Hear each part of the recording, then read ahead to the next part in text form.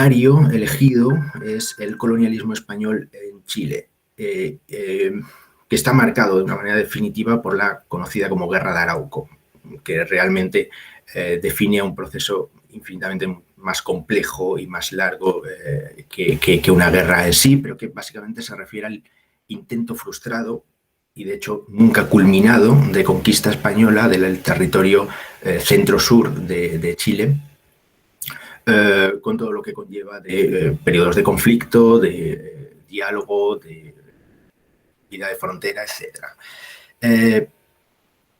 Claro, este es un caso particularmente interesante, creo, para este tipo de estudio histórico-cultural, por dos motivos fundamentales. Primero, porque precisamente la dureza y prolongación del proceso hizo que se generase en torno a él toda una producción cultural e intelectual sin precedentes a lo largo de 3 siglos, lo que tiene un enorme potencial de análisis.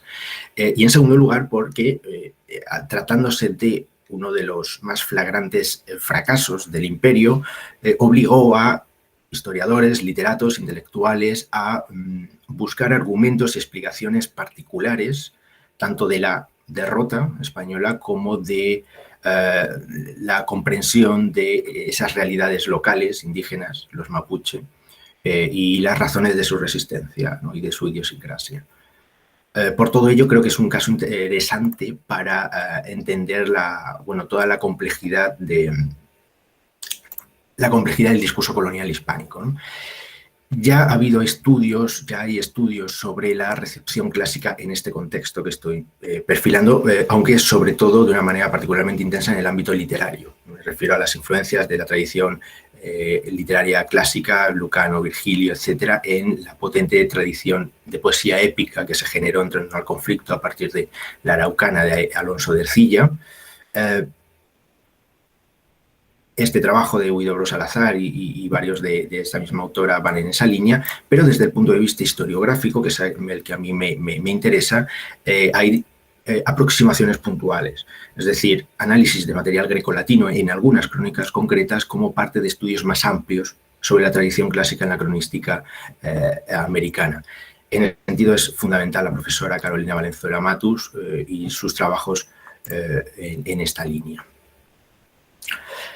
Lo que propone este proyecto, por lo tanto, es hacer en la línea de la profesora Valenzuela un catálogo sistemático de referencias a la antigüedad en las crónicas desde este punto de vista ideológico-identitario a lo largo de todo el periodo colonial y tratando todas o las más importantes de los ejemplos de crónicas. ¿Por qué? Porque esto permite una visión de conjunto que creo que es interesante, que permite hacer análisis de larga duración, es decir, cómo esa referencialidad al mundo antiguo se mantuvo o se transformó a lo largo del tiempo, y permite además establecer pautas más transversales acerca de estos fenómenos de recepción, aplicando diferentes criterios, es decir, la referencialidad a la antigüedad fue igual en una crónica bélica que en una historia natural o en una historia eclesiástica, fue igual o muy diferente entre las crónicas escritas por un soldado o por un evangelizador, por un español peninsular o por un criollo, etc. Dicho esto, voy a presentar estos 3 ejemplos para que de alguna manera ejemplificar o mostrar las posibilidades, diferentes perspectivas de este trabajo. En primer lugar, este primer caso que quería comentar tiene que ver, creo que es útil o tiene mucho que ver con la una reflexión general metodológica acerca de el papel, acerca del acceso de los cronistas al material antiguo. Me explico. La crónica del Reino de Chile de Pedro Mariño de Loera es una de las primeras obras que se escriben sobre este conflicto. Realmente la obra original se perdió y lo que conservamos es una edición del jesuita Bartolomé Escobar que realizó en Lima en torno a 1595. Hay muchos aspectos de esta obra que están sin trabajar, en parte por esa dificultad y esa falta de credibilidad que otorga el hecho de que fuese editada, pero uno de esos aspectos, poco trabajado o nada, es la el análisis de las referencias clásicas que contiene. A pesar de que es con mucha diferencia la crónica que más contenido antiguo tiene. La cantidad de referencias clásicas en esta obra es realmente ingente. O sea, hay centenares de referencias clásicas constantes, la mayoría siguiendo un mismo sistema, una misma rutina, que es un sistema constante de comparaciones y analogías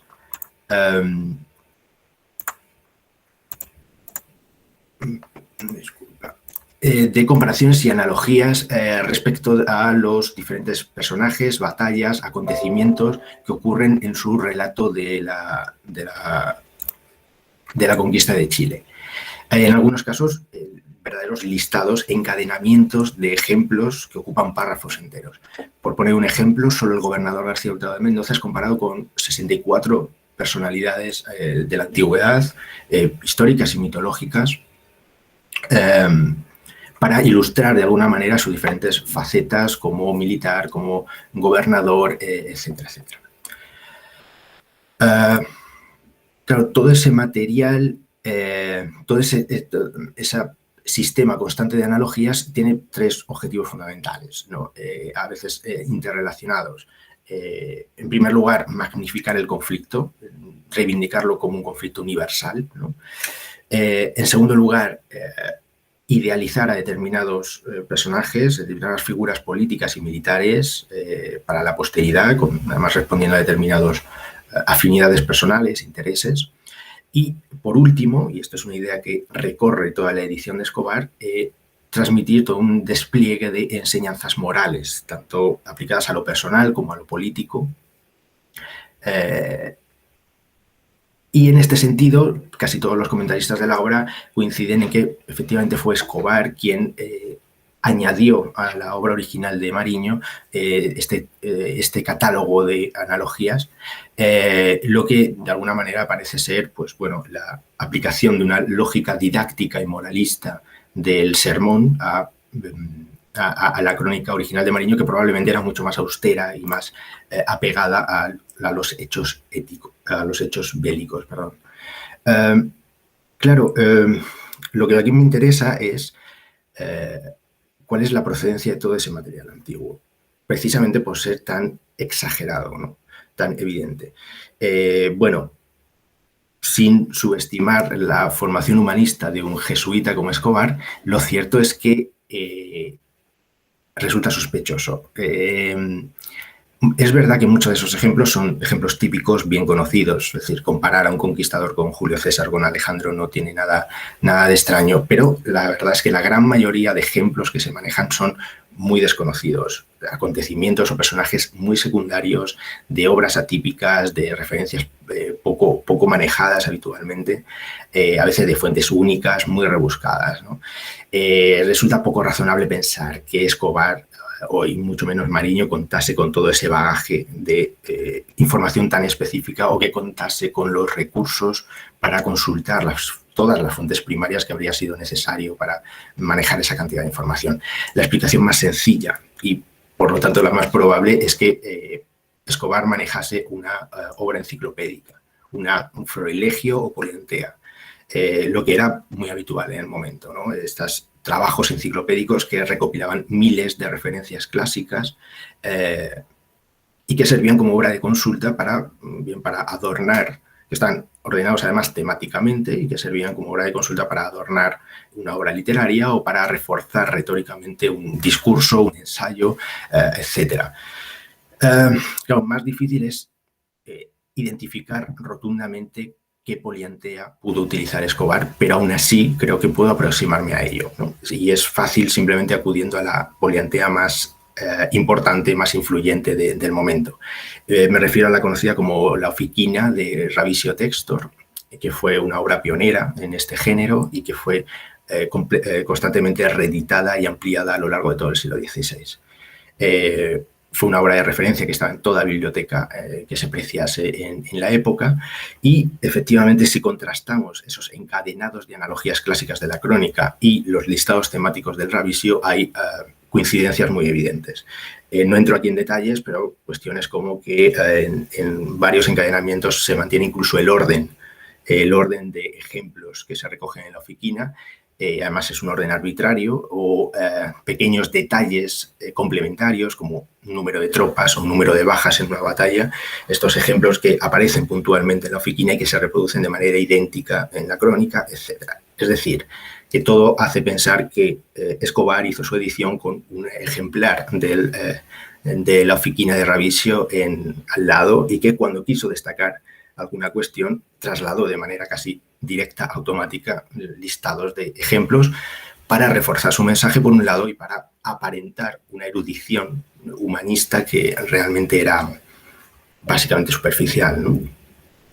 Eso no quiere decir que no se pueda analizar ese material antiguo para ver pues, cuál era el enfoque o la intencionalidad en la selección de esos ejemplos, ¿no? De hecho, estoy haciéndolo.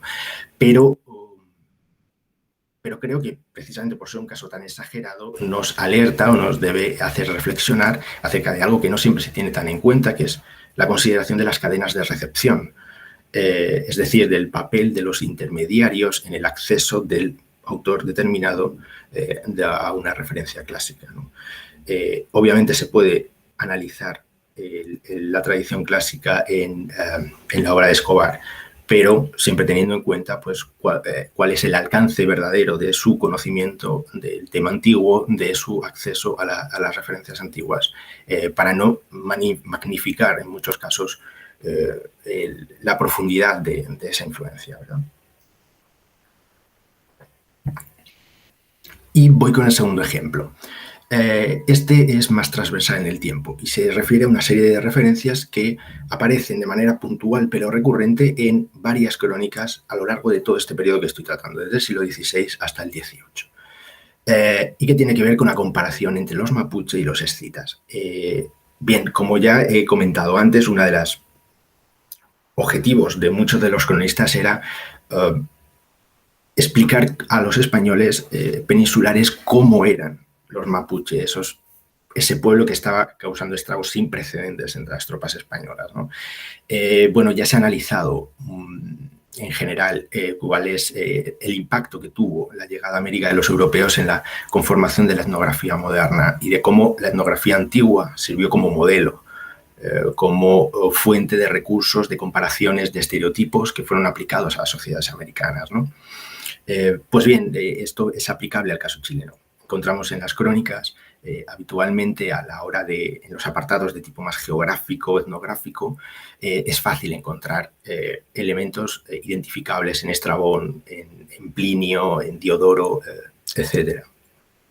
Y yendo más allá también encontramos algo que es interesante, que son comparaciones explícitas entre los mapuche y otros pueblos de la antigüedad, digamos, periféricos al mundo grecolatino, ¿no? Tradicionalmente presentados como pueblos barbáricos, germanos, galos, hispanos, como comentaré después. Pues bien, una de esas analogías explícitas que aparece a lo largo del tiempo es la comparación entre mapuches y escitas. Escitas, conjunto heterogéneo, ¿no?, de pueblos nómadas de las estepas, que se hicieron célebres con las descripciones de Heródoto en el siglo V antes de la era, y que de alguna manera sus descripciones y relatos detallados sobre estos pueblos quedaron como un verdadero arquetipo dentro de la literatura etnográfica occidental, los escitas como el bárbaro por excelencia, por antonomasia. Y en efecto, este tópico que se repite en la etnografía a lo largo del tiempo aparece de una manera clara en el caso chileno. En el caso chileno aparecen, como digo, varias referencias, varias analogías entre ambos pueblos y casi siempre desde tres perspectivas diferentes, a veces combinadas entre ellas. Desde una perspectiva histórica, una perspectiva etnográfica y desde una perspectiva geográfica, podríamos decir. En primer lugar, desde el punto de vista histórico, los escitas salen a colación siempre que se habla de un escenario bélico muy concreto, que es la idea de que un ejército muy sofisticado y muy poderoso es derrotado de manera desastrosa frente a un enemigo mucho más primitivo, más rudimentario, por medio de una emboscada, un ataque por sorpresa, ¿no? Claro, este fue un escenario muy habitual al hablar de las campañas españolas en Chile. De hecho, en dos de estas emboscadas llegaron a morir los propios gobernadores, incluido Pedro de Valdivia. Y a propósito de estos eventos, aparece una y otra vez una historia que es la caída del ejército persa en el siglo VI, entre los masagetas, uno de los pueblos escitas, y de cómo acabó, de hecho, con la ejecución del rey Ciro por la reina escita Tomiris, ¿no? De esta manera, el relato antiguo sobre los escitas entraba dentro de este problema de explicar las peculiares circunstancias en las que estaba luchando el ejército español. En segundo lugar, desde el punto de vista etnográfico, bueno, pues obviamente la vinculación tiene que ver con este proceso de alterización, de barbarización de lo mapuche dentro del discurso colonial español. Obviamente, una de las imágenes más persistentes de la tradición herodotea sobre los escitas tiene que ver con la ritualidad sangrienta de los escitas, las mutilaciones, canibalismo, etcétera, ¿no? Lo que se refiere a los escitas y cualquier otro pueblo. En efecto, cuando aparecen mapuche y escitas comparados en este sentido, siempre gira en torno a la misma cuestión, que es la de ejecución cruel de los prisioneros enemigos, la decapitación, la conservación del cráneo como trofeo y la práctica de rituales posteriores con el cráneo. Bueno, pues tiene que ver, como digo, con esa demonización del otro que forma parte de este tipo de discursos. Y por último, decir que todo esto tiene, a veces de manera explícita, una dimensión geográfica. Puede hablarse, y se ha hablado, ¿no?, de una etnografía de los extremos. Los escitas se imbuyeron de ese simbolismo especial en parte porque poblaban uno de los extremos del mundo civilizado, del mundo conocido, el extremo nororiental de la ecúmene, ¿no? Y ahora Chile, en el imaginario hispánico del siglo XVI, realmente representaba otro de esos límites, el límite austral, el límite sudoccidental del imperio, que además, como ese otro, se resistía a ser dominado plenamente, ¿no?, que permanecía en un estado de semisalvajismo, ¿no? De esta manera, los mapuche, como los escitas, en el discurso griego, los mapuche pasan a representar de alguna manera el bárbaro de los confines paradigmático por excelencia que puebla los límites de la civilización. Y por último, para terminar, un tercer ejemplo que incide en la interrelación de las identidades nacionales y coloniales en este contexto moderno. Simplemente para poner en contexto, podríamos decir que la recreación intelectual de la antigüedad española en este periodo clave, en el siglo XVI, cuando se empieza a conformar este relato, vive una paradoja fundamental, y es que, por un lado, la corona fomenta de alguna manera la identificación con el discurso ideológico del imperialismo de tradición romana. Está en su iconografía, en su discurso, su terminología, su titulatura, etcétera, etcétera. Pero por otro, a lo largo del siglo XVI y desarrollándose en los siglos siguientes, se empieza a fraguar una nueva identidad nacional que tiene que ver con la unión de los reinos, con la formación del Estado moderno, y que, entre otras cosas, supone establecer un vínculo mucho más estrecho con los antiguos hispanos, con los pueblos prerromanos que sufrieron las colonizaciones mediterráneas, que se resistieron a ellas, ¿no?, de alguna manera convirtiendo en gestas nacionales esos episodios de resistencia contra el invasor. Hablo de Viriato, Numancia, Sagunto, etc. Esto, como digo, crea una contradicción fundamental, que es identificarse al mismo tiempo con el conquistador y el conquistado, con el foráneo y el autóctono, ¿no?, con los hispanos y con Roma. Y esto no es algo anecdótico o artificial, realmente existió un debate en la época y existieron reflexiones complejas en torno a esta, digamos, esquizofrenia de alguna manera, ¿no? Pues bien, esta contradicción, digamos, estructural, que fue básicamente lo que ocupó mi tesis, se traslada al discurso colonial también, ¿no? Y, en efecto, encontramos en las crónicas sobre Chile, precisamente porque estos temas de conquista romana de Hispania y la resistencia a la misma estaban tan presentes en el imaginario del momento, efectivamente encontramos referencias a esto y analogías de manera constante en las crónicas sobre Chile, ¿no? Pero nunca de una manera simple. O sea, no es una simple comparación entre la conquista romana de Hispania y la conquista española de Chile, sino que aparece como un verdadero juego de espejos, de analogías cruzadas que nos hablan de esta problemática e identidad nacional. De hecho, hay cuatro posibilidades en este tipo de comparaciones. En primer lugar, encontramos en los relatos comparaciones, identificaciones entre los conquistadores españoles y los conquistadores romanos.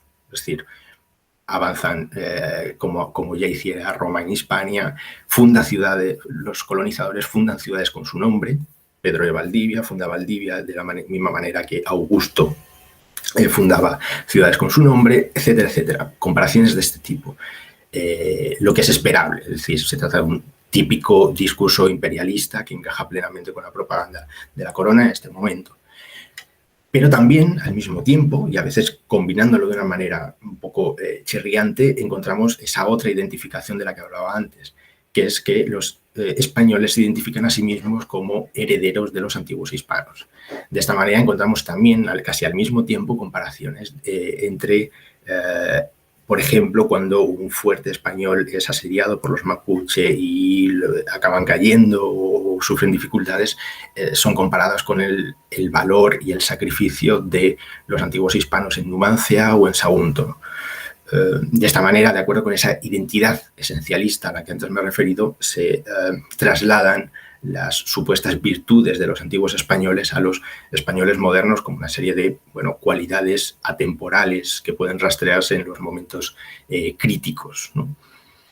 Pero estas dos comparaciones, digamos que son fáciles, pero más delicada y más compleja es cuando aparece, por ejemplo, los mapuche comparados o equiparados a los hispanos, a los antiguos hispanos. Y esto es relativamente frecuente, más de lo que podría pensarse. De hecho, el caso más paradigmático es el de Alonso de Ovalle, a mediados del siglo XVII, que compara de una manera sistemática a los mapuche con los antiguos cántabros, precisamente los pueblos que fueron los últimos en ser conquistados por Roma, ¿no? Claro, aquí hay un potencial problema y es que se trata de españoles equiparando al enemigo con sus propios ancestros, lo que conlleva necesariamente un cierto grado de, primero, empatía con el enemigo y con la causa que está defendiendo por la libertad, ¿no? Claro, no sin razón, algunas de estas reflexiones, de comparaciones, algunos investigadores los han interpretado en clave casi antiimperialista. Sin necesidad de ir tan lejos, sí es cierto que forman parte de toda una serie de reflexiones autocríticas que están presentes en algunas de estas crónicas y que tienen que ver con una posición contraria a determinadas políticas aplicadas en este caso, determinados excesos cometidos a lo largo de este conflicto, determinadas reticencias ante la guerra de Arauco. Perdona, aún así, quedan 3 minutos. Sí, ahora ya termino, muchas gracias. Aún así, como digo, la cuestión es más compleja y la prueba es que aún queda una cuarta posibilidad que es menos frecuente y más improbable, pero también ocurre, que es la identificación de los mapuche como romanos, incluso. En este caso, siempre en torno a la misma idea, que es la de destacar el grado de sofisticación que los mapuches fueron consiguiendo a lo largo del conflicto. Por ejemplo, se los compara con los romanos cuando se dice que han conseguido establecer unidades tácticas cada vez más ordenadas, o cuando se habla de el uso de artefactos de guerra muy ingeniosos, o, lo que es más significativo, cuando se menciona las habilidades diplomáticas, la sofisticación diplomática que demuestran los mapuche en los acuerdos que establecen con los españoles, etc. Claro, esto puede formar parte, dependiendo del caso, de dos fenómenos. Por un lado, la dignificación del enemigo, en parte para justificar las derrotas españolas, es decir, bueno, nos enfrentamos a un enemigo más complicado del que podría parecer, ¿no? pero también tiene que ver con esto que decía antes, que es la dignificación y la empatía, la identificación con el enemigo, y que tiene que ver con esa complejidad del conflicto y de las explicaciones derivadas. Con todo esto, advertir, ¿no?, de esta complejidad, de la incidencia de esta interacción entre las identidades nacionales que se conforman en época moderna y los discursos coloniales que tienen que bregar con esas visiones del pasado y con esas identificaciones con el pasado complejas. Sin más, ya para recapitular, estos tres ejemplos pretendían de alguna manera apuntar a, creo que son tres temas clave al adentrarse en este ámbito de estudio. En primer lugar, una reflexión acerca de la importancia de las cadenas de recepción, de los intermediarios, a la hora de interpretar una referencia clásica. En segundo lugar, un ejemplo de la importancia de los estereotipos etnográficos clásicos a la hora de caracterizar a las sociedades americanas en el colonialismo moderno. Y por último, ¿no?, incidir en esta interrelación compleja entre identidades históricas ancestrales en época moderna y discursos coloniales o referencias a la antigüedad que pueden parecer anecdóticas, pero que en realidad entran en temas mucho más profundos, ¿no?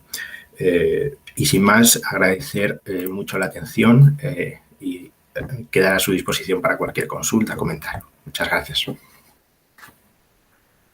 Muchas gracias, Tomás. Entonces, pues sin más, Mabel. Alejandra, perdón.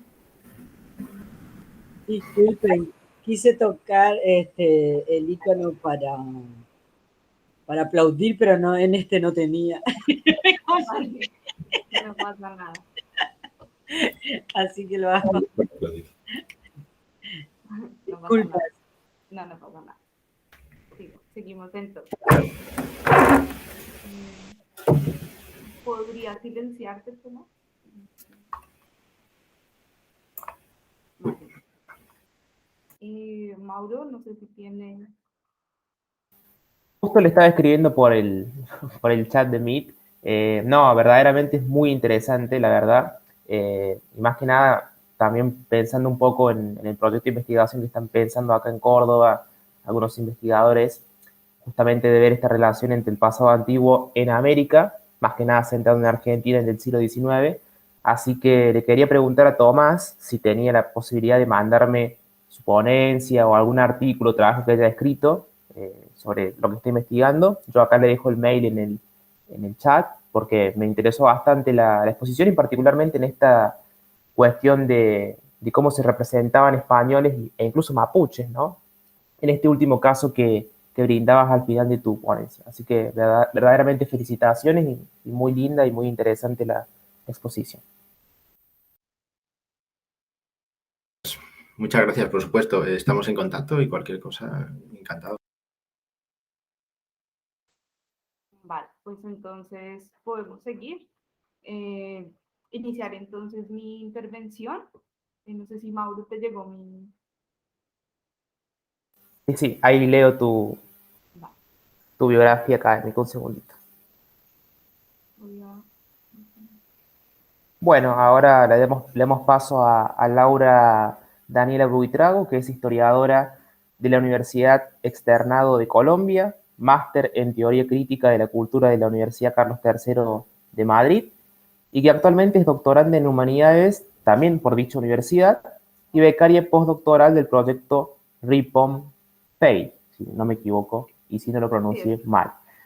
Sus investigaciones indagan sobre la antigüedad clásica en Iberoamérica, la historia de las mujeres y el análisis de la cultura, y acá nos presenta la ponencia La antigüedad en los relatos de viaje argentinos de los siglos XIX y XX. Le damos paso a Laura y te escuchan. Gracias, Mauro. Bueno, pues sin más dilación, mi ponencia, o bueno, antes de iniciar, quisiera agradecer al comité organizador del evento por propiciar este espacio de debate, también al profesor Ricardo del Molino, que siempre me mantiene al tanto de los congresos sobre antigüedad, y a las personas que se encargan de digitalizar material bibliográfico y de todo tipo en las bibliotecas, porque realmente esta ponencia no hubiera podido hacerla sin esos repositorios digitales que hay por ahí. Dicho esto, esta ponencia tiene como título La antigüedad en los relatos de viaje argentinos de los siglos XIX y XX y se enmarca en el proyecto de investigación Recepción e influjo de Pompeya y Herculano en España en Iberoamérica 1738-1936, financiado por el Ministerio de Ciencia e Innovación y dirigido por la profesora Mireya Romero Recio de la Universidad Carlos III de Madrid. Esta ponencia estará dividida en 4 partes. Les pondré un momento. Listo. Y iniciaré en esta introducción hablando de YouTube. ¿Por qué voy a hablar de YouTube? Pues porque actualmente la plataforma alberga alrededor de 1 millón de videos relacionados con la categoría viajes. Y eso me parece sorprendente por múltiples motivos. Pero lo que más me interesa la atención llamar acá es que dentro de esa categoría los creadores de contenido han popularizado los travel blog. ¿Qué son los travel blog? Videos a través de los cuales se relatan las experiencias de viaje, ¿sí? Y generalmente en YouTube los relatos elaborados por los creadores más populares han terminado por imponer destinos y narrativas. De tal forma que los relatos posteriores, los travel blog posteriores, terminan convirtiéndose en ecos de esos relatos más populares prácticamente. Sin embargo, este fenómeno no es nuevo. Durante los siglos XIX y XX, los diarios de viaje, la correspondencia privada y otros textos de personajes como Winkelmann, como Chateaubriand, como Goethe, fueron tan populares que muchos viajeros europeos, estadounidenses y latinoamericanos se inspiraron o directamente intentaron imitar las rutas que estos personajes habían hecho por lugares relacionados con la antigüedad y dejaron plasmadas sus experiencias en diarios de viaje. Entonces aquí tenemos, por ejemplo, el de Mark Twain o el de Sir Joshua Reed, ¿sí? Y esto podríamos decir que es más o menos o es tal como los youtubers y los videoblogs, pero en libro. Sin embargo, poca atención se ha prestado a los diarios de viajes de viajeros latinoamericanos. Y sabemos que existieron muchos. Están, por ejemplo, los de Domingo Faustino Sarmiento, los de Pedro del Río en Chile y los de Nicolás Pardo en Colombia. Es por eso que esta ponencia pretende identificar y analizar los relatos de 3 intelectuales argentinos que plasmaron sus experiencias de viaje en libros y diarios.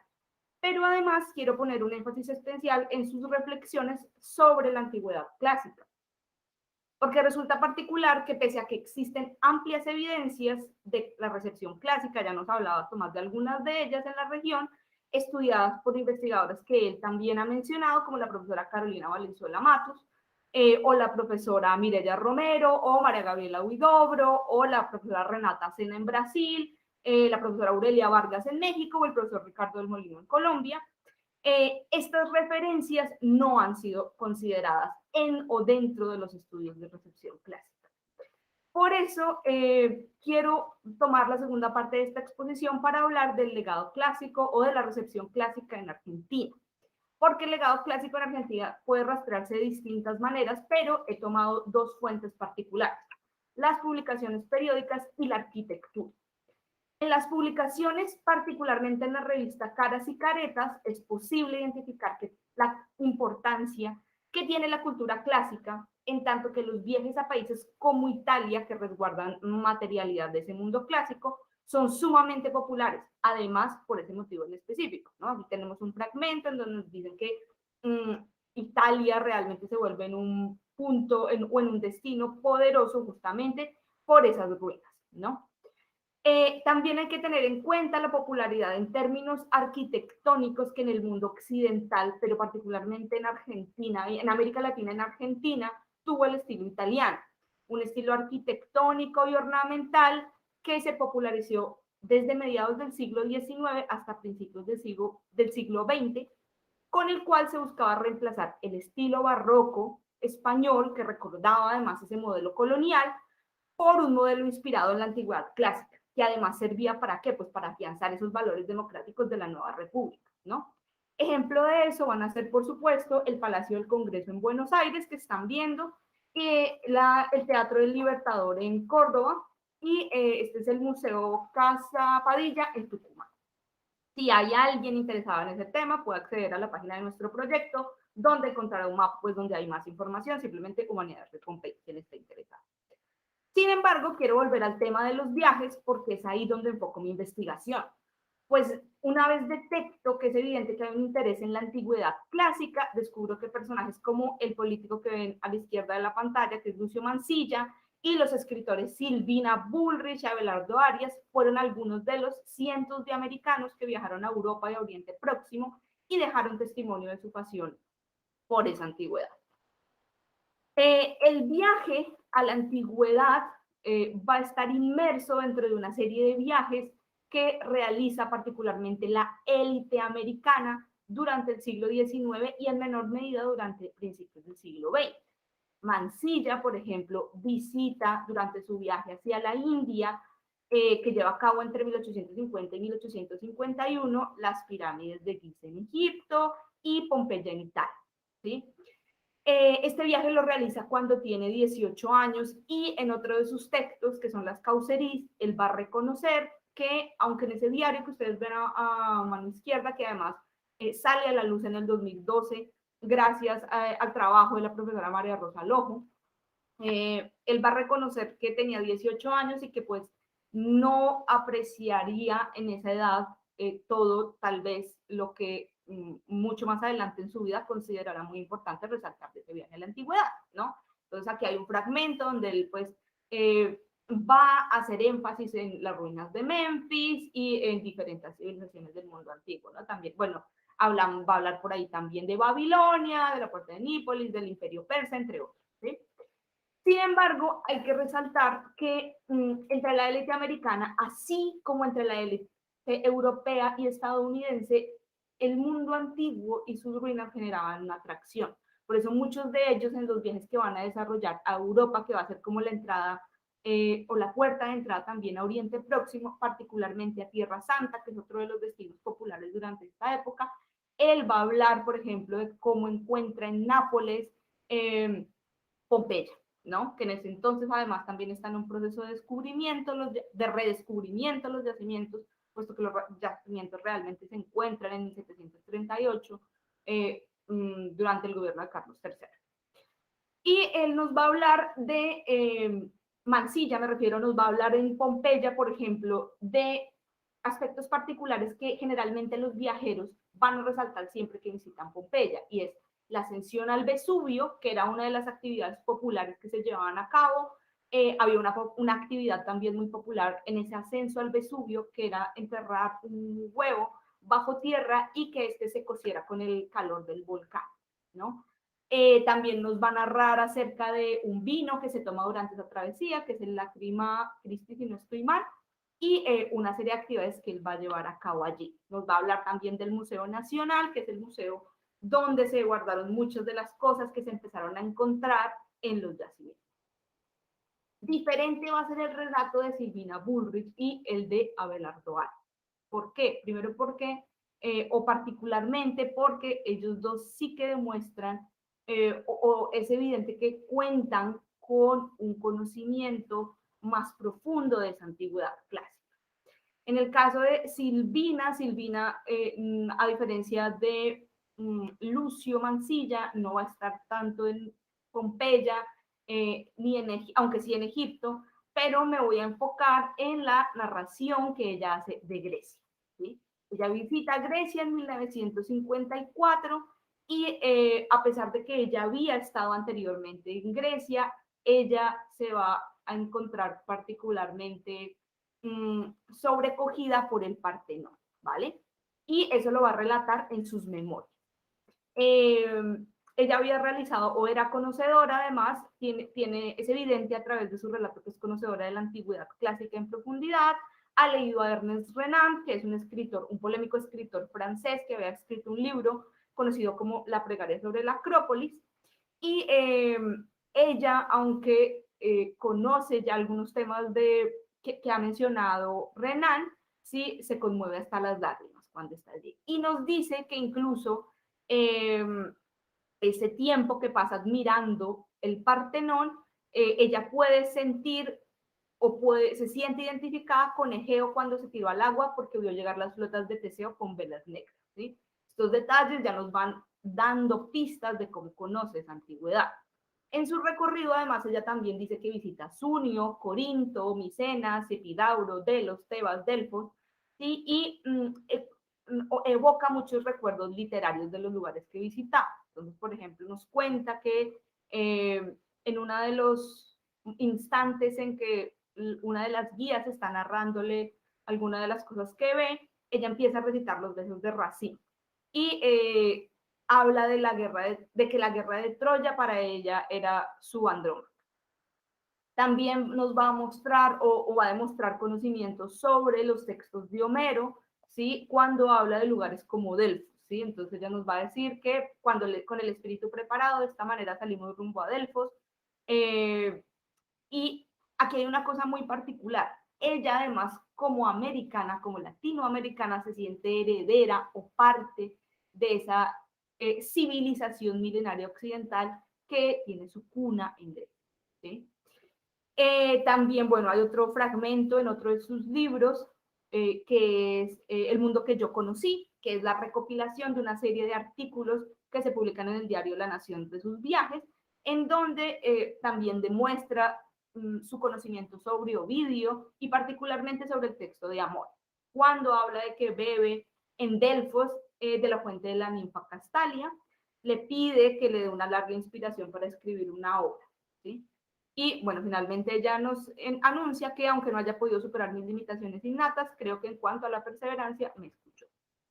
También o por ahí irá en los relatos de Abelardo Arias.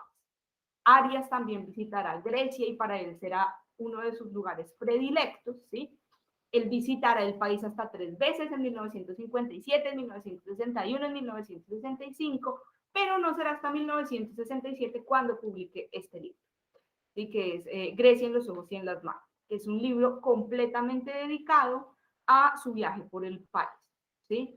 Allí nos cuenta o tomo particularmente el fragmento que tiene que ver con la excursión de los 5 días clásicos, en que como Silvina visita lugares como Delfos, Arcadia, Esparta, Epidauro, Micenas y Corinto, ¿sí?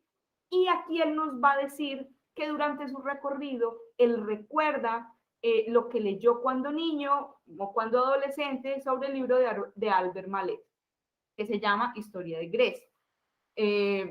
Albert Malet había sido un escritor francés que había escrito una serie de libros escolares sobre historia antigua.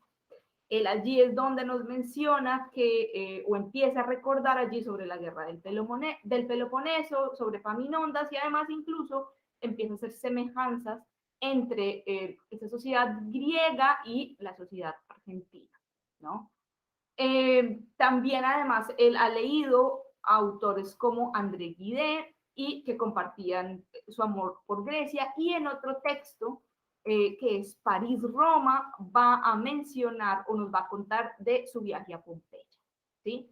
Y este fragmento es muy interesante porque además él va a hacer una denuncia que sigue siendo muy polémica hasta el día de hoy, fue la destrucción durante la Segunda Guerra Mundial o el bombardeo del yacimiento por los aliados, ¿no? Que pues hoy en día sigue siendo objeto de debate. Ese bombardeo, él aquí afirma que fue porque se creía que los alemanes escondían allí bombas, ¿sí? Pero pues digamos que nunca hubo o sigue siendo un objeto de debate. En Pompeya, que es otro sitio que para Abelardo también es indispensable visitar en sus viajes, él nos va a hablar además o va a debatir también esa idea de sexualidad exacerbada que se ha difundido sobre el mundo romano a partir de las ruinas o a partir de lo, por ejemplo, de lo que se denominó como el lupanar en Pompeya, ¿no? Y cómo además esa idea está construida a partir de concepciones más modernas que al parecer lo que nos da testimonio la materialidad, ¿no?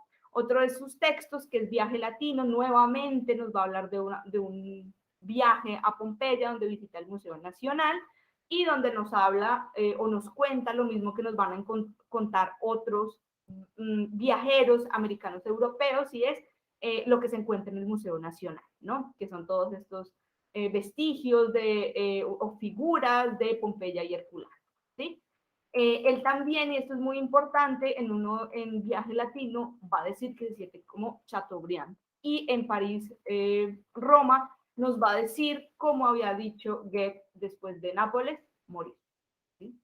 Entonces aquí estamos viendo que también estos viajeros americanos pues llevan o esa inspiración de esos otros primeros viajes, ¿no? A modo de conclusión y ya para terminar, solo quisiera resaltar que a partir de esta investigación preliminar de estos autores argentinos podemos ver efectivamente que los viajeros americanos, al igual que esos viajeros europeos y estadounidenses, también estuvieron muy interesados por la antigüedad clásica por distintos motivos, bien sea porque como forma de legitimación política, América Latina hizo uso de esos referentes clásicos para construir su propia identidad. Y eso se puede ver, por ejemplo, en los ejemplos arquitectónicos que vimos, pero también pues porque muchos se educaron bajo esas premisas de antigüedad clásica, ¿no? Pero también es evidente que estos viajeros latinoamericanos, particularmente el caso argentino, pues tuvieron una fuerte influencia de viajeros europeos como Chateaubriand, como ya vimos en el caso de Abelardo Aro. Finalmente, quiero llamar la atención sobre la necesidad de que los estudios de recepción clásica en Iberoamérica incluyan América Latina como parte de esas zonas que tuvieron una fuerte recepción clásica y que vale la pena estudiar hoy en día también como un tema vital para la historia de los estudios antiguos. Por ahora dejo hasta acá y muchas gracias.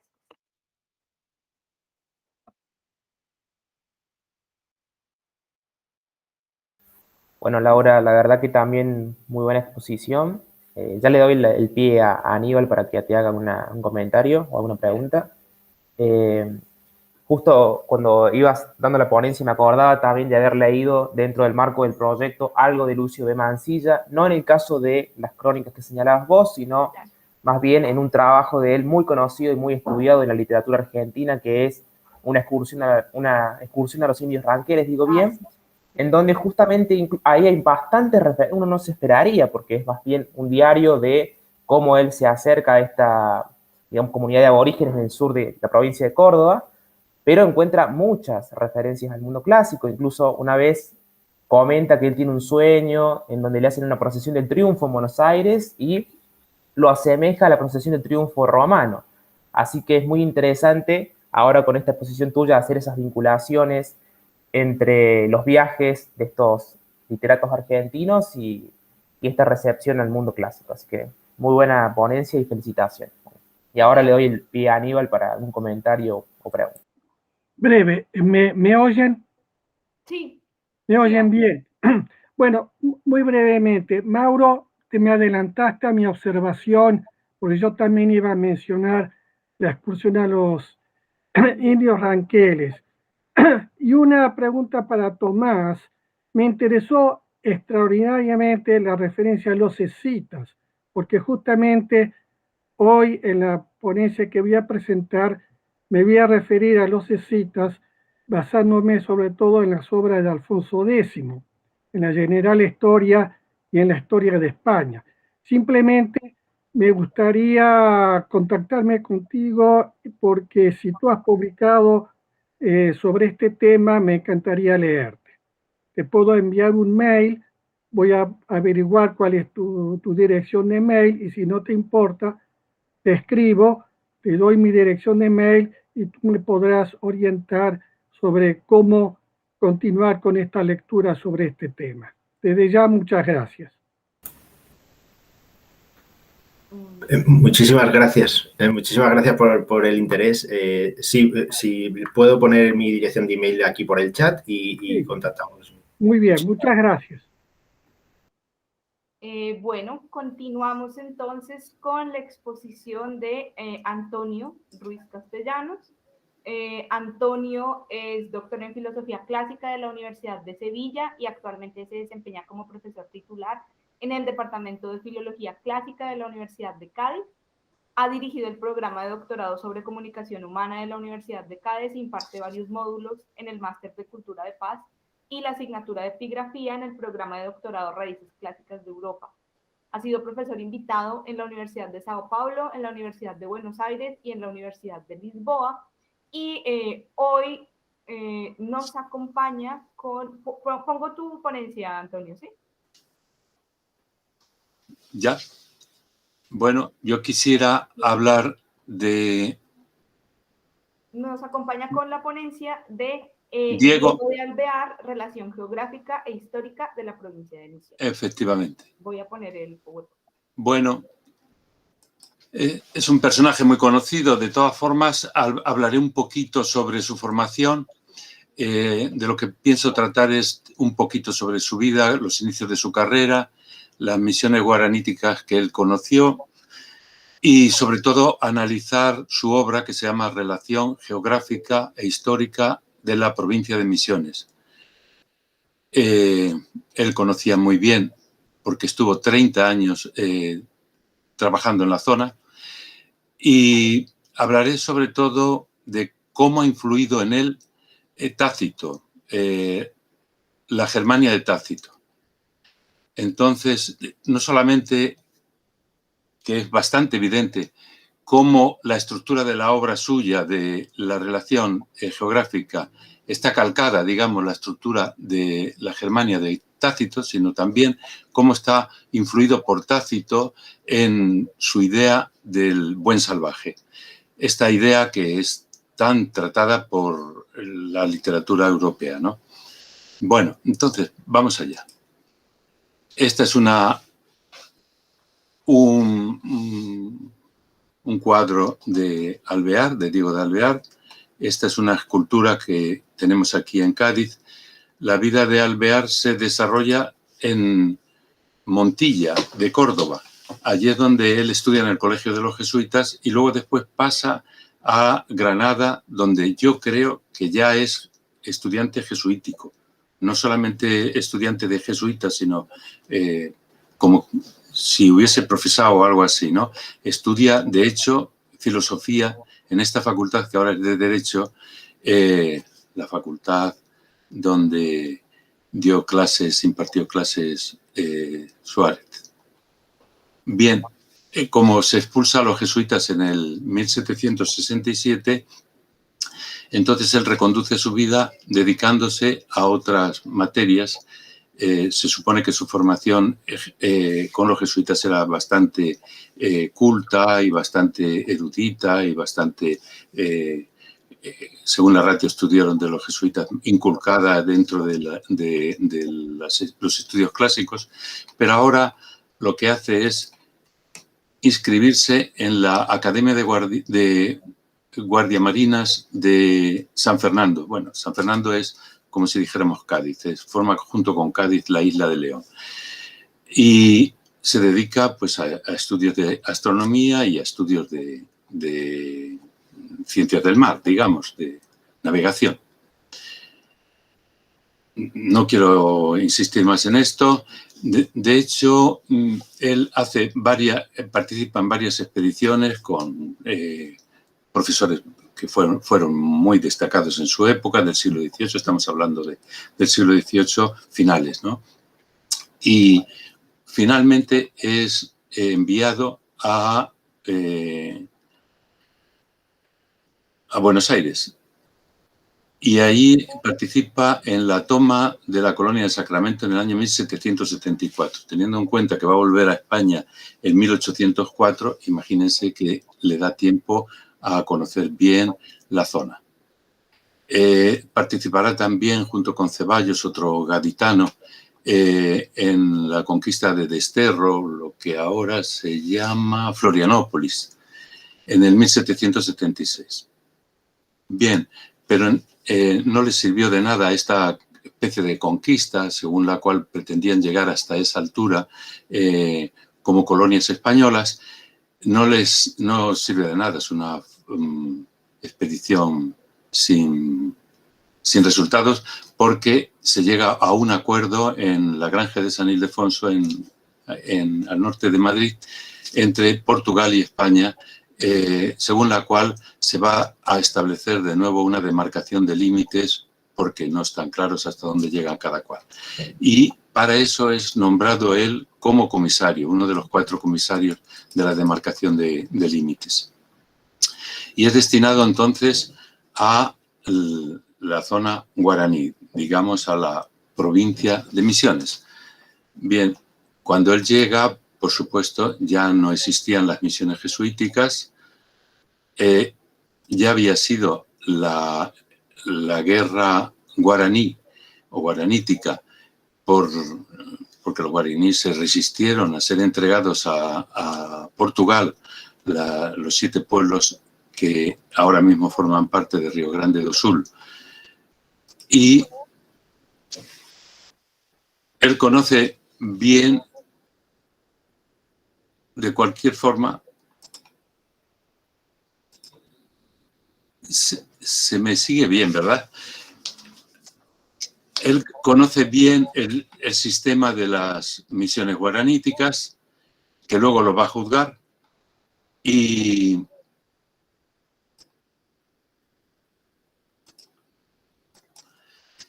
creo que todos ustedes lo conocen.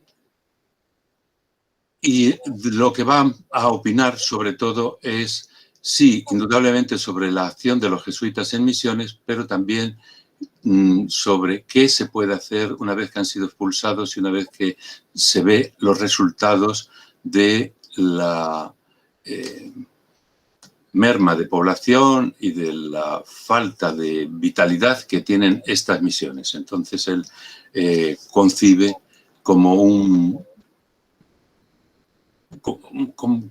reformador, concibe un destino diferente del que han tenido las misiones hasta ahora, las misiones jesuíticas. Bueno, aquí pongo lo que queda, un cuadro de lo que queda de San Miguel Arcángel, donde nacieron algunos de sus hijos. Lo importante que quiero hablarles es de la obra de él, la obra que se llama Relación Geográfica e Histórica de la Provincia de Misiones, que fue publicada en 1836 y luego fue reeditada otra vez. Es curioso que los que participaron en estas demarcaciones del Río de la Plata y de Brasil, pues escribieron muchos de ellos memorias, informes, relaciones destinados indudablemente a las autoridades, a la corona. Aquí tenemos, por ejemplo, de Azara la descripción Historia del Paraguay, o de Gonzalo de Doblas, otras obras que también son informes y proyectos de reforma. La obra de... no les he hablado de otra cuestión, sí. Laura Salinas, que está entre ustedes, me habló de la reedición que había hecho Elga Goicoechea en su propio instituto, en el instituto que ella dirige, el Instituto de Investigación de Geohistoria del CONICET, que tiene además un estudio preliminar de Ernesto Maider que ha corregido bastante la edición de Angelis. Parece ser que utilizan manuscritos diferentes. De Angelis utiliza un manuscrito que actualmente se conserva en la Biblioteca Nacional de Buenos Aires y, en cambio, Elga ha utilizado un manuscrito del Archivo Histórico Nacional de Madrid. Hay diferencias entre uno y otro. De todas formas, yo no quiero dedicarme ahora mismo a la cuestión filológica de este libro, sino al contenido. Me quiero, sobre todo, resaltar esta parte, ¿no? Que es la gran influencia que ha recibido de la Germania de Tácito. Es la etnografía que predominaba en el siglo XVIII. Miren lo que dice Buffon en Les Époques de la Nature. Dice, leed a Tácito sobre las costumbres de los germanos. Ese es el cuadro para tratar la de los hurones, sobre todo para tratar los hábitos de la especie humana entera según sale del estado de naturaleza. Es decir, la etnografía del siglo XVIII no es la etnografía que nosotros conocemos ya en el siglo XIX, no es una descripción científica, sino que sigue modelos clásicos. Y concretamente, esta obra de Diego de Alvear sigue casi al pie de la letra, cambiando a veces un poquito el orden, en su estructura, la descripción que hace Tácito de los germanos. Un momentito.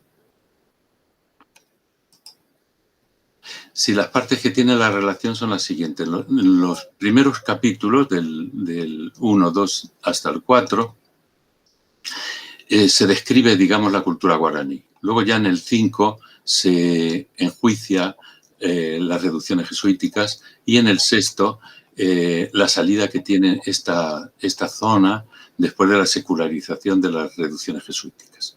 Nosotros lo que vamos a observar fundamentalmente va a ser el capítulo 1, 2, sobre todo el 2, en donde se ve la influencia tremenda que tiene la Germania de Tácito.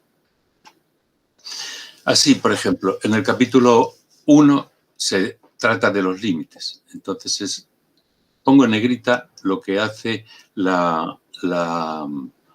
el informe de Diego de Alvear y pongo en cursivas lo que hace Tácito en su Germania. Pues al capítulo 1 de límites le corresponde la delimitación geográfica de Germania en Tácito. La etnografía que empieza en el capítulo 2, las naciones que lo habitan, en Tácito ocupan del 2 al 17, tratando precisamente de la etnografía de los pueblos de la Germania. De la índole común y origen de los guaraníes, pues se corresponde exactamente con la índole general y origen de los germanos. Es que se llaman así, además. Yo no creo que Diego de Alvear pretendiera ocultarlo, todo lo contrario, lo sigue al pie de la letra y creo que además no es el único que lo hace, como creo que les demostraré después. Las leyendas sobre su origen en Tácito. Las características raciales, la tierra y el clima. El gobierno electivo de los caciques, cómo eligen a sus reyes y generales. En fin, sobre la administración, la guerra y el armamento, su armamento, arte militar y costumbres guerreras, se van correspondiendo casi en el mismo orden, o por lo menos con los mismos contenidos, con los mismos títulos, se van correspondiendo los capítulos de Alvear con los capítulos de la Germania. Es que, por no ser exhaustivo, es que no se preocupen, compruébenlo y verán cómo es así.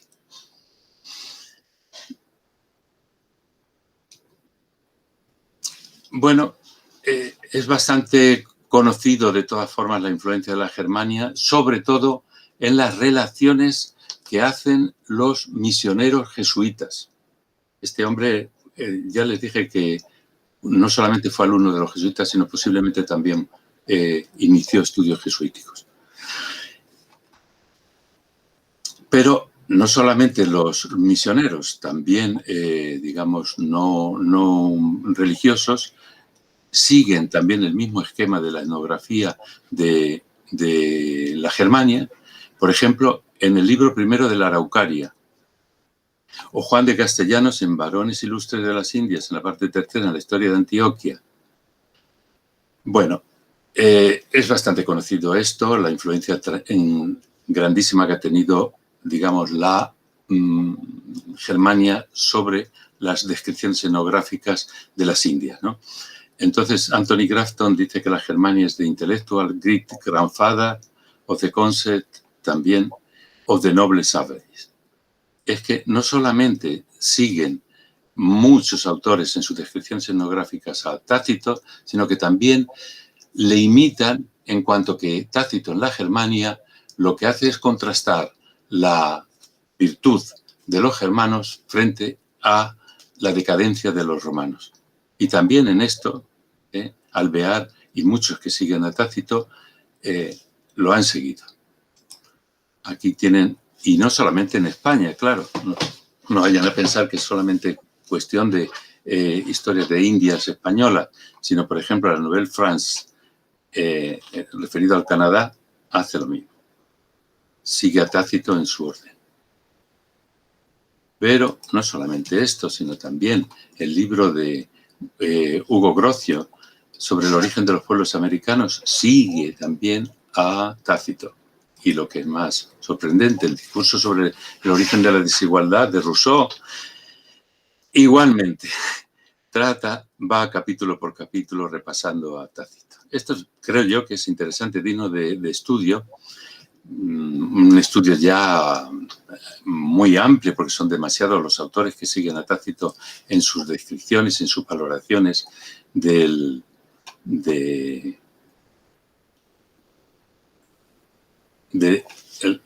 buen salvaje, ¿no?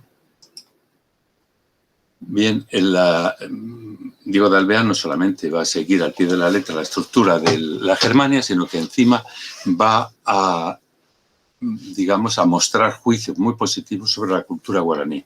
Por ejemplo, sobre las elecciones naturales, cómo se eligen los caciques, cómo se elige, lo alaba sobremanera, la representación constante que tienen los caciques por los méritos que tienen y por las elecciones. Y todo eso también coincidiendo con Tácito. Igualmente habla del valor y del sentido de la libertad de los guaraníes, de la defensa épica que han mantenido frente a los paulistas. En fin, él, que es un liberal y por lo tanto partidario de la propiedad privada, sin embargo, ve equilibrada la propiedad comunal y privada al mismo tiempo de los guaraníes. Bien, es verdad que, digamos, patina en una cosa que era muy corriente en esa época, que es, digamos, su crítica a la falta de laboriosidad en la agricultura de los guaraníes, que cree que es debida al clima tropical. Bueno, el clima y las costumbres y todo eso era un tema tópico y ya no solamente era un tema tópico de los clásicos,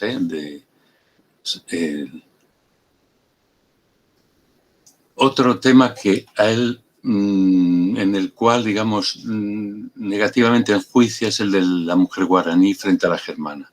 Hay que tener en cuenta que la mujer germana, muy elogiada por Tácito como prácticamente directriz de la política y directriz religiosa y directriz de la guerra entre los germanos.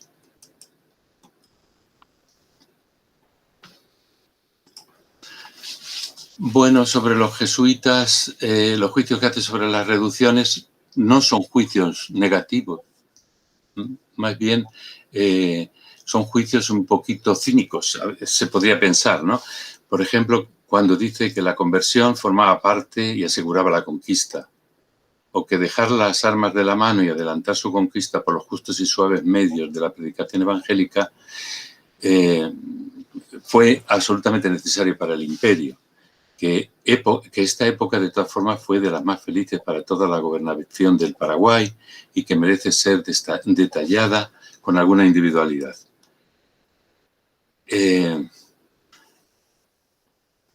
Habla de la conquista religiosa, utilizando esta terminología, que es propia, además de un jesuita, de un Antonio Ruiz. Los conquistadores en las reducciones han sido sustituidos por la palabra y por la cruz. La violencia, en cambio, en todo caso, se puede pensar que fue una violencia cultural. Digamos que era aquello más que poblaciones, eran casi colegios de jesuitas. Se podía hablar que la organización de los guaraníes era una teocracia, pero nunca debemos olvidar que la península también estaba gobernada por una monarquía teocrática. Y además que indudablemente hoy día dudamos mucho de las cuestiones religiosas tal como las entendían en la antigüedad, eso de los bautismos en masa y cosas por el estilo. Lo que sí es cierto es que la inculturación que produjeron los jesuitas fue tremenda, pero no solamente los jesuitas, sino yo creo que intencionadamente ya desde el primer siglo de la conquista, y es convertir el nomadismo en pueblos, convertir a lo que los jesuitas llamaban gentiles, que yo creo que es un abuso del término, porque es convertir en religioso una cosa que es institucional. Y sobre todo el imperio, digamos, y los jesuitas en eso no dejaron de ser iguales, pues contribuyeron, digamos, a las instituciones comunes del imperio, como es el uso de la moneda, el respeto a la monarquía, el uso de un mismo calendario de impuestos, el censo de bienes y personas, los comercios, por lo menos el comercio de los excedentes, todo eso. Una cuestión que suele suscitarse siempre es que, y de hecho ya ha aparecido en las intervenciones anteriores, es si el Imperio Español imita al Imperio Romano. Si hubo una especie de romanización. Yo pienso que sí, y sobre todo en esto de la territorialidad, el convertir en pueblos a todo un continente, eso sigue un poco la política romana, la política sobre todo de Augusto. De todas formas, observen este juicio negativo que tiene Ronald Syme sobre lo que se llama romanización vulgar, asquerosa, anacronística y que puede conducir a cosas malas, ¿no?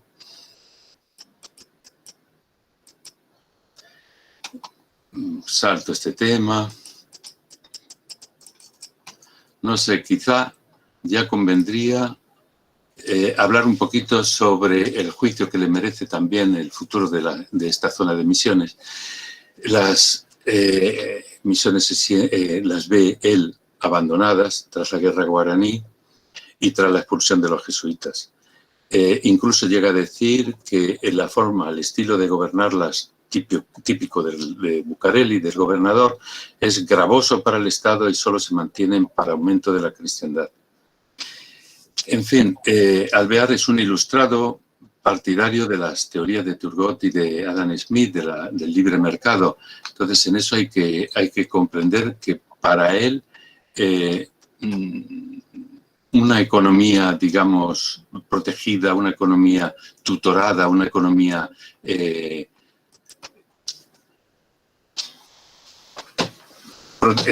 protegida es inservible y no sirve para nada. Él es partidario de la intervención del Estado mínima, el laissez-faire, el laissez-passer típico de los liberales. Bueno, ya saben ustedes lo que es el liberalismo y entonces un poquito les voy a decir qué fue de él cuando en 1804 vuelve a España. Volvía y en el Cabo de Santa María, en el Algarve portugués, fue atacado por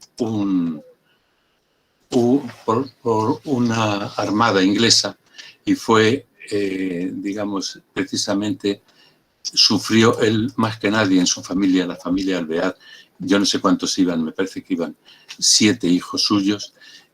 Bombardearon precisamente el barco donde iban sus hijos y se salvó solamente Carlos Antonio Alvear, que estaba con el padre en ese momento.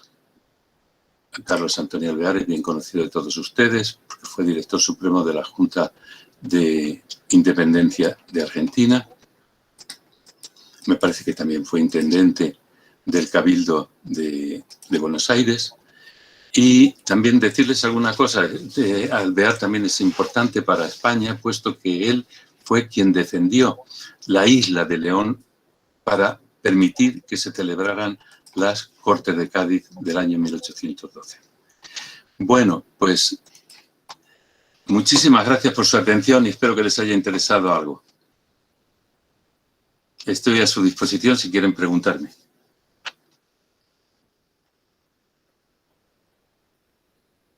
Muchas gracias, Antonio. Si alguien tiene una pregunta o un comentario. Laura, un poquito más alto puede ser. Que muchas gracias por tu intervención y que si alguien tiene una pregunta o un comentario, pues dejamos abierto y si no, continuamos con Mau. No, también de nuevo voy a decir a Antonio respecto a Tomás y a Laura, que su ponencia fue bastante interesante también, en especial por el uso que se le da en el siglo XVIII a Tácito, que no es algo que únicamente queda, digamos, en España, sino como nombraré brevemente en mi ponencia, también pasa a lo que sería el ámbito anglosajón, porque Tácito es un historiador que llamativamente es recuperado bastante en el siglo XVIII, también en el XIX, pero en este contexto de revoluciones o incluso momentos de procesos independentistas. Me llamaba mucho la atención cuando releía a John Adams que él también recuperaba y bastante a Tácito, particularmente los anales, para, digamos, su justificación política en el proceso independentista norteamericano. Así que felicitaciones, Antonio, y muy interesante la exposición. Sigue,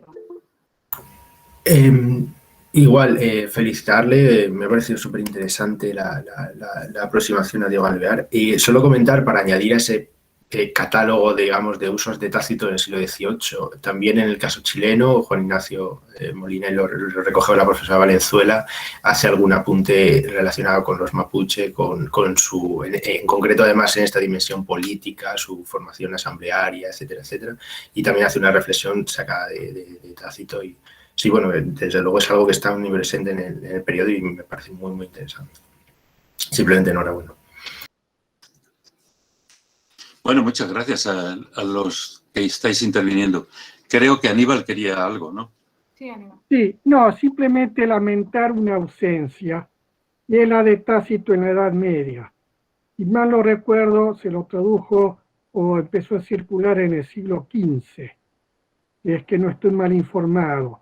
O sea que es una lástima, por ejemplo, haciendo historia contrafáctica, hubiera sido muy interesante ver cómo habría sido la recepción de Tácito, por ejemplo, por parte de Alfonso X, en la medida en que, como tú dices bien, Antonio, se ha empleado lo que algunos llaman, y yo voy a decir hoy, una especie de etnocentrismo inverso, es decir, ver en los pueblos supuestamente bárbaros los caracteres de una civilización que a lo mejor o hemos perdido, digo los romanos, o nunca tuvimos.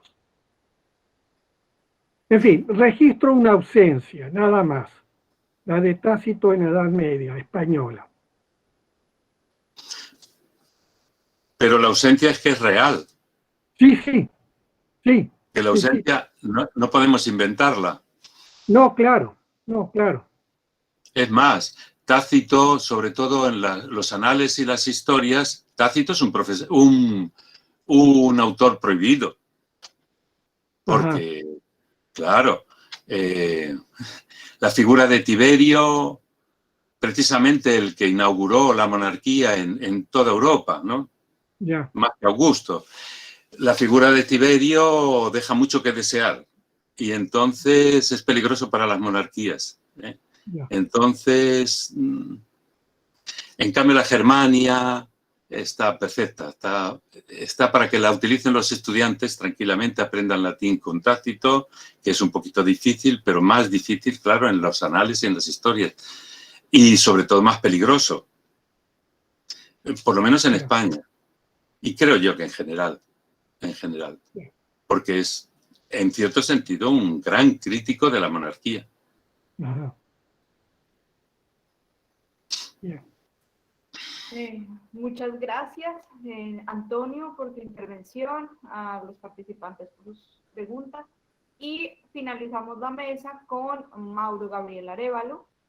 Mauro es profesor en Historia por la Universidad Nacional de Córdoba e integrante del proyecto de investigación Libertad, Imperio y Civilización en la Historiografía Clásica sobre el Mundo Antiguo, siglos XIX y XX, dirigido por el doctor Álvaro M. Moreno León. Su ponencia se titula República Romana versus Imperio, tradición clásica, análisis y usos del modelo político romano en la obra de John Adams. Cuando quiero. No. Bueno, gracias Laura y a todos los miembros presentes aquí en la mesa. Voy a presentar la diapositiva en un segundo. Cuando funcione, digamos, la posibilidad de compartir, ¿no?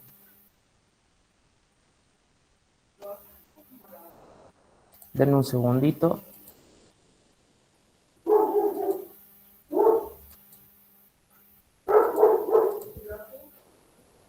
Bueno, ahí estoy yo compartiendo, en cualquier momento, digamos, empieza a presentar. Bueno, esta ponencia o esta presentación es fruto, digamos, de trabajos previos, de una investigación que ya había iniciado hace unos cuantos años, y que justamente se interesa en ver cómo es esa tradición y cómo es esa apelación al pasado romano que utilizan los padres fundadores, digamos, en el contexto de la independencia norteamericana hacia finales del siglo XVIII. En este sentido, digamos, yo voy a hacer el énfasis en uno de esos políticos, en uno de esos pensadores, como es John Adams, particularmente a través de una obra que a mi juicio es central en esta cuestión de la apelación al pasado clásico griego y romano, como es el Defense, que publica en 1787. Ya voy a ahondar un poquito sobre esas cuestiones. Un par de comentarios iniciales. Bueno, como ya les decía previamente, tenemos que tener en cuenta que la llamada década revolucionaria, que digamos se gesta entre el inicio del proceso independentista en 1776 hasta la Convención de Filadelfia en 1787, que va a establecer, digamos, un aparato constitucional en los Estados Unidos, va a constituir justamente una etapa de constantes apelaciones y referencias al pasado clásico. Y eso lo vamos a ver reflejado en una serie de personajes, como es el caso de Thomas Jefferson, Alexander Hamilton y el mismo John Adams, al cual también podríamos añadir al primo de John Adams, Samuel Adams, que ya incluso previamente a este proceso ya están haciendo trabajos en donde la referenciación al mundo griego y el romano en particular es constante, digamos. Y particularmente esto va a crecer ¿cuándo? En esta década de revolución o esta década del proceso independentista. Con lo cual, como ya había adelantado, el objetivo de esta exposición va a ser indagar cómo John Adams apela y utiliza ese pasado romano, en particular, digamos, si bien también hace comentarios o hace un trabajo sobre el mundo griego, en especial Atenas, el interés está puesto acá en esta presentación en lo que sería el modelo político romano, principalmente de la República y del Imperio, ¿no? Esta dicotomía va a ser clave, a mi juicio, para, digamos, entender el posicionamiento político y justamente el análisis que le otorga John Adams a el pasado romano. Bien, teniendo esto en cuenta, digamos, esta tradición clásica y esta recuperación del mundo antiguo, como les decía, no ha sido pasado por alto por la historiografía. Y ahí, en este sentido, podemos encontrar como dos posturas. Una postura que ve más bien a esta tradición clásica desde una perspectiva, si se quiere, más bien tradicional, en la medida en que entienden que esta apelación solamente es empleada para embellecer, para decorar o para ornamentar los argumentos políticos esgrimidos por personajes como Jefferson, Hamilton y Adams. Y en ese sentido, yo creo que hay dos autores fundamentales que expresan esta posición, que son, por un lado, Charles Mulet, que en 1939 publica una obra denominada Classical Influences of the American Revolution, en donde justamente uno, cuando ahonda en esa publicación, ve plasmada esta idea, ¿no? Esta idea de el mundo clásico, si bien es recuperado por estos políticos, es recuperado simplemente para esto, ¿no? Para decorar o para embellecer un argumento que pueden esgrimir en este contexto.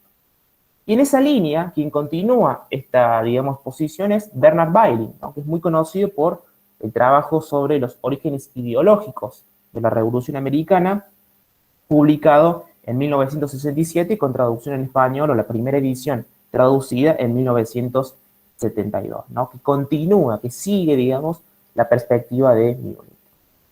Sin embargo, ya en la década de los 80 hasta nuestros días, vamos a ver que hay un cambio, hay una transformación en ese ideal, ¿no? Autores como, por ejemplo, Michael Meckler, Reinhold, y en el ámbito hispanohablante, una historiadora muy conocida y que ha ahondado mucho en estas investigaciones, como es Clelia Martínez Maza, van a entender que la tradición clásica y la apelación al pasado griego y romano no es simplemente una utilización decorativa o ornamental, sino que es todo lo contrario, ¿no? Los padres fundadores persiguen un fin político, es decir, van a hacer interpretaciones y reinterpretaciones sobre ese pasado, juicios de valor, y van a ver en los modelos políticos de la antigüedad, ateniense, espartano y romano, modelos en donde ver qué sistema político poder instaurar o establecer en el contexto norteamericano, ¿no? En esta ponencia vamos a seguir esta última línea, digamos, de investigaciones o esta última línea teórica sobre cómo entender a la tradición clásica. Y, además, una añadidura, comprender que la tradición clásica se entiende justamente, en términos de García Jurado, a partir de esta apelación, pero también a partir de la interpretación y a partir de la reinterpretación de ese pasado, con base en los objetivos, los fines o las metas que tengan estos padres fundadores o tengan estos políticos en el contexto en el cual están escribiendo, están trabajando, están haciendo esas apelaciones. Dicho estas cuestiones, pasemos en consecuencia al centro de esta ponencia, ¿no? Es decir, cómo John Adams emplea o hace esta utilización del pasado romano. Como les comentaba hace instantes, digamos, la obra que a mi juicio es fundamental para entender esta referenciación al mundo clásico de John Adams es el Defense of the Constitution of Government of the United States of America, que se publica en 1787 en el contexto de la Convención de Filadelfia para justamente establecer una constitución en los Estados Unidos, ¿no? También es un proceso bastante arduo, de mucha conflictividad política, en la medida en que se busca una organización, una vez conseguida la independencia de Gran Bretaña, particularmente a partir del Tratado de París de 1783. En esta obra, que es una obra que se compone de una serie de volúmenes y que es bastante extensa en duración, vamos a encontrar 3 puntos fundamentales a mi entender. Primero, que se abordan modelos políticos no solamente de la antigüedad, sino también del medioevo y de la modernidad. Por otra parte, que hay una continua referenciación a autores clásicos. Por eso recién un comentario que le hacía Antonio, si no me equivoco, era justamente cómo se recuperaba la tradición de Tácito en esta obra, pero también hay dos autores que son fundamentales a mi entender, que son por una parte Polibio y por otra parte Cicerón. Y por último, y marcado también justamente principalmente por el influjo de Cicerón y otros autores modernos, como es el caso de James Harrington, encontramos en esta obra un marcado republicanismo y una defensa de un modelo de 3 órdenes o poderes de gobierno, ¿no? Que funcionen justamente como pesos y contrapesos para impedir la concentración de poder, digamos, político, ¿no? En uno de estos órdenes, particularmente impedir la concentración de poder en manos de un poder ejecutivo, en manos de un monarca absolutista. Dichas estas cuestiones, me parece importante hacer un ahondamiento en estos autores clásicos, particularmente en Polibio y en Cicerón. ¿Por qué en Polibio y en Cicerón? Bueno, en primer lugar, porque Polibio va a ser, digamos, el autor más referenciado a la hora de estudiar o analizar la Constitución romana. Y esto también justifica, en cierto sentido, el énfasis que yo le doy al modelo político romano estudiado por Adams, ¿no? En la medida en que él considera que de los sistemas políticos de la antigüedad, Cartago, Grecia, Atenas de Esparta, digamos, ¿no? Y Roma, el sistema político más perfecto, si se quiere, o por lo menos el mejor, digamos, porque Adams no utiliza el término más perfecto, sino que dice que el mejor modelo político de la antigüedad era el romano. Y para ello justifica utilizando al libro sexto de Polibio, señalando que lo que hacía bueno a este sistema, o lo que lo hacía el mejor sistema posible, era justamente la constitución mixta que tenían los romanos en época republicana. Un sistema en donde justamente él veía reflejado primigeniamente esta idea de pesos y contrapesos, check and balances en inglés, que quería extrapolar y que consideraba lo más óptimo para establecer, digamos, en los Estados Unidos. Ahora bien, como les decía recién, si bien Polibio, digamos, es referenciado para esta cuestión, el mismo Adams va a reinterpretarlo e incluso va a criticar la posición que establece Polibio sobre la Constitución romana. Y en esa medida, cito, dice: a medida que avanzamos, podemos observar causas para diferir ampliamente del juicio de Polibio, en que es imposible crear un sistema de gobierno más perfecto que el romano, puesto que se espera que las constituciones de la mayoría de los estados de los Estados Unidos demuestren mejoras por sobre las de las comunidades espartana, romana e inglesa, es decir, que superen a las constituciones espartana, romana e inglesa. ¿Y en qué medida? Bueno, en la medida en que los estadounidenses tienen que justamente aprender o ver los errores que puede tener esta constitución, o por lo menos que pueden o que desencadenaron en la caída de la República, y que con base en esas cuestiones transformar esos errores en provecho para establecer una constitución sumamente superior.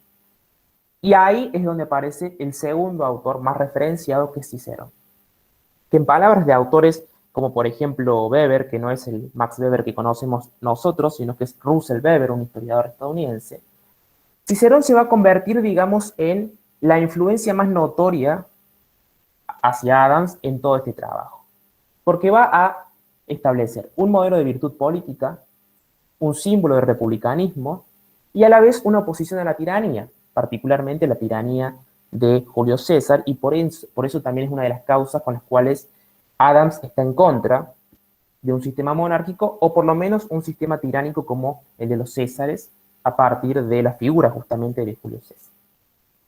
Por ende, acá yo en la diapositiva les coloco que Cicerón se configura como la figura ideológica más relevante para John Adams, ¿no?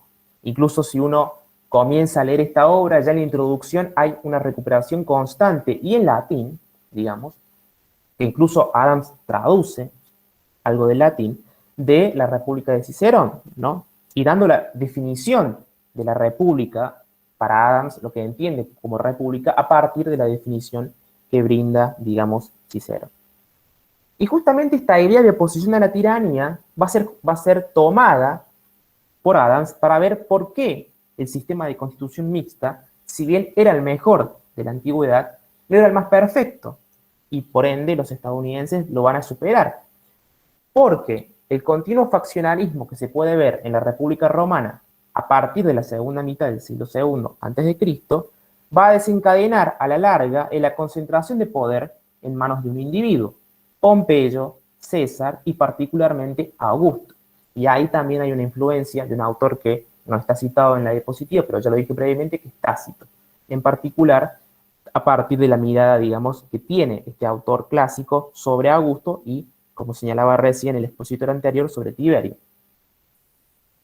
En este sentido, en consecuencia, tenemos a estos dos autores como los más recuperados y empleados por parte de Adams.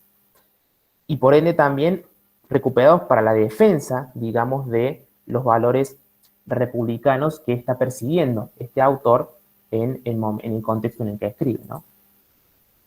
Ahora bien, si nosotros nos centramos más allá de esto en esta dicotomía de república contra imperio, digamos que también es el eje de esta exposición, entonces vamos a encontrar una serie de cuestiones. En primer lugar, el ataque que emplea, mejor dicho, Adams hacia toda forma de poder tiránico, absolutista y monárquico, ¿no? Digo, rescato lo de absolutista para enfocar que el juicio hacia la monarquía es hacia ese tipo de monarquía, ¿no? Donde todo el poder está concentrado en manos de un individuo, del monarca, y que se va a basar en la figura de autores clásicos como los que mencioné recién, y también en autores modernos, como es el caso de James Harrington o también el Barón de Montesquieu, ¿no? Y acá hay una cuestión que a mí me parece muy interesante, que es que la defensa de un modelo republicano, ¿no? E incluso la idea de que para Adams Roma alcanzó su máximo de grandeza en época republicana y no en época imperial, se va a basar también en las equiparaciones que hacen no solamente Adams, sino también otros políticos, otros pensadores estadounidenses, norteamericanos, entre la tiranía de los emperadores romanos y la de los monarcas británicos, ¿no? Porque va a funcionar como una suerte de disparador que permita señalar los vicios del sistema político monárquico, por más que ya hacia el siglo XVIII Gran Bretaña haya adoptado otro tipo de monarquía distinto a los que se estaban desarrollando en el resto de Europa. En ese sentido, esta, digamos, idea de equiparación entre lo que sería la tiranía romana de los emperadores con la tiranía británica de los monarcas, también se va a justificar en el ideal que los mismos británicos habían atribuido en el siglo XVIII, esto a mí me parece muy interesante, debido a sus victorias con contra otras potencias europeas, como es el caso de Francia y España. A partir, digamos, de esas victorias que obtiene Gran Bretaña a comienzos del siglo XVIII, los autores británicos, y particularmente en la literatura británica, como Oliver Goldsmith y John Entick, van a entender que Gran Bretaña era una nueva Roma, una especie de nueva Roma, ante las victorias que había obtenido contra otras potencias europeas. Incluso, esto es interesante, lo señala Eran Shalev, es muy llamativo ver cómo, mientras los británicos se equiparan a los romanos, a los demás imperios, a los demás reinos de Europa, principalmente Francia, los van catalogando con otras civilizaciones de la antigüedad. En el caso de Francia, es muy paradigmático ver que los británicos lo catalogan como los cartagineses de la antigüedad, mientras ellos se prerrogan o se autoperciben, digamos, como los herederos de Roma o como la nueva Roma de la modernidad, ¿no? Y con base en estas cuestiones, muchos padres fundadores, o digamos, muchos políticos de la época independentista, como Samuel Adams, es decir, como el primo de John Adams, van a ver en estas relaciones simultáneas de equiparación también la justificación para, digamos, relegar o rechazar el modelo monárquico y, en todo caso, defender un sistema republicano, ¿no? Que también va de la mano con el ideal o con el proyecto que están proponiendo de independencia y de organización política en las 13 colonias, ¿no? Y acá, por ejemplo, les traigo una cita de John Adams, que para mí es bastante paradigmática y que también es recuperada por la doctora Kleine Martínez Massa en uno de sus trabajos más recientes, que dice lo siguiente: este lenguaje de una corona imperial de Gran Bretaña no es del estilo de una common law, sino que es propia de los aduladores de la corte, es decir, que esta equiparación es propia justamente de los miembros de la corte real. Fue introducida en alusión al Imperio Romano, los subrayados son míos, ¿no? E intenta insinuar que la prerrogativa de la corona imperial de Inglaterra era como la del emperador romano, luego de que la máxima quod principi plaudit legis habet vigorem fuera establecida. ¿No? Esta sentencia de John Adams, que uno puede encontrar en un trabajo previo al que estábamos analizando anteriormente, como es el Defense, ya que está publicado el 6 de febrero de 1775, incluso antes del inicio tradicional de la independencia del proceso independentista norteamericano, ya va bien, ya vamos viendo aquí esas equiparaciones que se hacen entre la tiranía de los emperadores romanos y la tiranía británica, ¿no? Bien, para ir concluyendo, quería señalar dos cuestiones que me parecen fundamentales y que dan cierre al trabajo, que es un trabajo, como les digo, en continua investigación, ya que deseo continuar ahondando en este tema y mejorar las hipótesis y las conclusiones. En primer lugar, que la tradición clásica sirvió de marco de referencia, ¿no? Entonces acá también vamos a volver un poco a la cuestión de la historiografía, diferenciándonos con esa perspectiva que yo había catalogado como más tradicional, digamos, puesto que la tradición clásica sirvió de marco de referencia para que personajes como Adams utilizaran el pasado clásico como un momento, una etapa, una época, donde buscar modelos políticos que fueran a ser implementados en Estados Unidos, pero a partir de una reinterpretación de esos modelos, a partir de una crítica y a partir también del aprendizaje de los errores y de los vicios que habían tenido estos modelos políticos. Y en segundo lugar, es interesante ver también el rechazo que hay en estos trabajos hacia gobiernos de tipo monárquicos, catalogándolos justamente como tiránicos, y que se van a basar en el contexto en el que escriben los autores, pero también fundamentalmente en la recuperación de autores clásicos y autores modernos, ¿no? Con lo cual, digamos, este rechazo a la monarquía, que equiparan justamente con la tiranía, va a verse expresado en la defensa del republicanismo como el mejor sistema político posible, que justamente esté dotado de un sistema que impida esa concentración de poder en manos de un individuo, en manos de un monarca o un tirano. Bien, dicho estas cuestiones, muchas gracias, les agradezco por haber estado presentes y cualquier pregunta, comentario o crítica, ¿por qué no?, serán más que bienvenidos. Muchas gracias, Mauro, por tu intervención. Si alguien tiene comentarios, se ha abierto el espacio.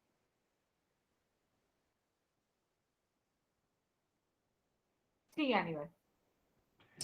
Previsiblemente tengo que hacer algún comentario. Mauro, me encantó tu presentación. Simplemente quiero agregar algo que por supuesto vos sabes bien y la gente sabe, pero hay que recordar. Y es esto. El contrapeso no es solamente contra un tirano o un monarca, sino contra estados más populosos, que son los que tienen más representación en la Cámara de Representantes. En nuestro país, como vos bien sabés, la provincia de Buenos Aires tiene muchos más diputados que Tierra del Fuego o Formosa. O sea, en los contrapesos que vos decís, para eso está el Senado, que no es una imitación servil de la institución romana, sino que como contrapeso yo el poder excesivo de estados populosos, dándoles a cada estado dos senadores. Es decir, Rhode Island, el estado más pequeño, tiene 2 senadores y lo mismo tiene California. En la Argentina, lamentablemente, ahora tenemos 3 senadores, nunca entendí por qué, por provincias, y lo mismo da que sea Buenos Aires, a la provincia de Buenos Aires, y que sea Tierra del Fuego. Y una última observación, y es que todavía queda en Estados Unidos una colonia, y es el Distrito de Columbia, es decir, donde está la capital Washington, que no tiene representantes ni en la Cámara de Diputados ni en el Senado, y por eso lo llaman todavía The Last Colony, la última colonia. Bueno, muchas gracias a Aníbal porque verdaderamente complementa este análisis y también hace esas relaciones pasado-presente entre el siglo XVIII y actualmente. Así que muchas gracias por tu apreciación y por tu comentario. De nada.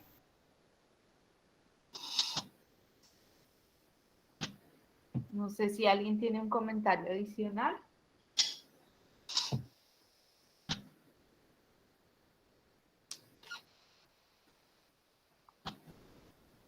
En ese caso, pues, entonces podemos dar por finalizada la mesa. Muchísimas gracias a los participantes, a los expositores y a todas las personas que nos acompañaron el día de hoy. Alejandra, no sé. Gracias a vosotros. Resulta muy bien todo. Gracias, realmente ha sido muy rico, han sido muy ricas las exposiciones y los análisis realizados o en los recorridos a través de esas relaciones con la tradición clásica o la recepción de los clásicos. Así que podemos estar contentos y contentas de que lo estamos pensando también en Latinoamérica, ¿no? Laura, yo también les agradezco a todos. Esta sesión para mí empezó a las 7 de la mañana, o sea que valía la pena madrugar. Muchísimas gracias. Claro. Bueno, Alejandro, nada. Quedó en tus manos. Lo que hay que hacer.